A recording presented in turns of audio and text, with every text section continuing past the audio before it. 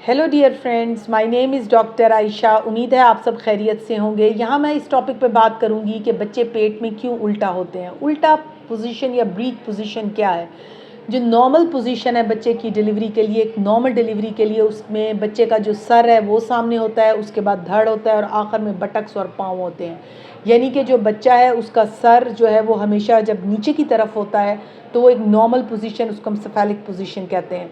अब जो बच्चा उल्टा होने का क्या मतलब है कि जो बच्चा ब्रीच होता है, ब्रीच का मतलब यह है कि बच्चा या तो फुट उसका सामने है, लेग सामने है, या बच्चे की बटक सामने है और जो बच्चे का मेन हेड पार्ट है वो ऊपर की तरफ है और बाकी हिस्सा उसका नीचे की तरफ है।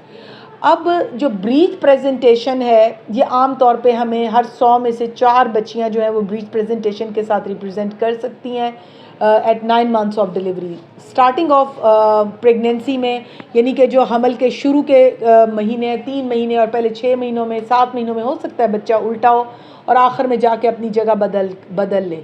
स्टार्टिंग में बच्चे उल्टे, तिरछे, आड़े, सीधे किसी भी पोजीशन में हो सकते हैं, यानी कि सेफेलिक है, ब्रीच, ट्रांसवर्स, ऑब्लिक, किसी भी पोजीशन में हो सकते हैं।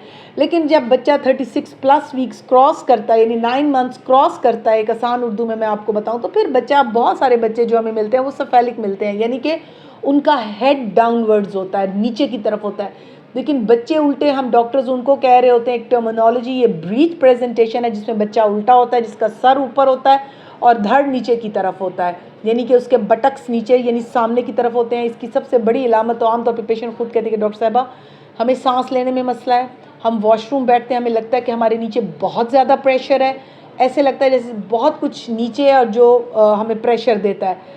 पेशेंट्स को आम तौर पे क्योंकि जो हेड है वो पेट में लग रहा होता है, उनको सांस लेने में प्रॉब्लम होती है, ब्रेथलेसनेस होती है, पेशेंट्स को घबराहट होती है, खाना हजम नहीं हो रहा होता।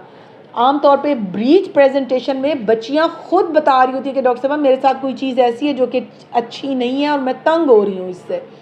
ये आमतौर पे ब्रीच बच्चे हो सकते हैं। यहाँ मैं कहती हूँ इनसे ना डरें। जब 9 मंथ स्टार्ट होगा बहुत सारे बच्चे अपनी पोजीशन चेंज करते हैं और वो नॉर्मल ब्रीच से सेफेलिक में आ जाते हैं। लेकिन 4% बच्चे फिर भी ऐसे होते हैं जो कि अपनी पोजीशन नहीं बदलते। इसकी वजह ये भी हो सकती है कि बच्चे को हो सकता है ये ब्रीच प्रेजेंटेशन ही पसंद हो, यानी कि उनको इसी तरह से लेटना पसंद है। ये हो सकता है कि माँ के बच्चेदानी की शेप कुछ इस तरह से है कि बच्चा उसमें कंफर्टेबल ही ब्रीच पोजीशन में कर रहा है।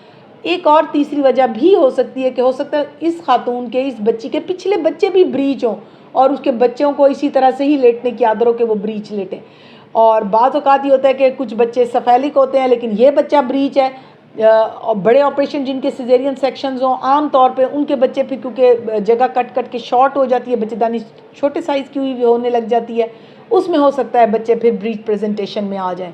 ब्रीच प्रेजेंटेशन भी यानी कि उल्टा बच्चा होने वाली पोजीशन मिलना भी एक नॉर्मल है, इसको पैथोलॉजी में ना गिने। फ़र्क ये है कि ये बच्चे आमतौर पे नॉर्मल डिलीवर नहीं होते। जिनका पहला ब्रीच है उसने तो सिजेरियन में लैंड करना है, क्योंकि सर पीछे से आता है, उसके स्टक होने का ख़तरा होता है और उसके स्टक होने से जो बच्चा है वो मुश्किल में पड़ सकता है। और जिनके सिजेरियन है नेचुरली वो भी फिर सिजेरियन सेक्शन में लैंड करती हैं।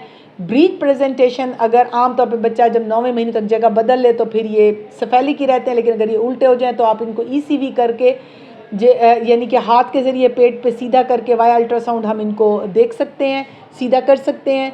और हो सकता है ये दोबारा सीधा करने के बाद भी टेढ़े हो जाएं और आमतौर पे जब हम इनको सीधा करते हैं साथ ही खातून को दर्दों वाली गोली भी रख देते हैं ताकि बच्ची को दर्दें स्टार्ट हों और ये बच्चा नॉर्मल डिलीवर हो। लेकिन अगर ब्रीच प्रेजेंटेशन की अब क्राइटेरिया इसी में हम रखते हैं कि इसको हम बड़े ऑपरेशन में लैंड करना है, अगर डॉक्टर आपको ब्रीच बताता है तो फिर आप ज़हनी तौर पे कहीं ना कहीं ज़रूर तैयार रहें कि हो सकता है कि ये बच्चा फिर वाया सिजेरियन डिलीवरी हो।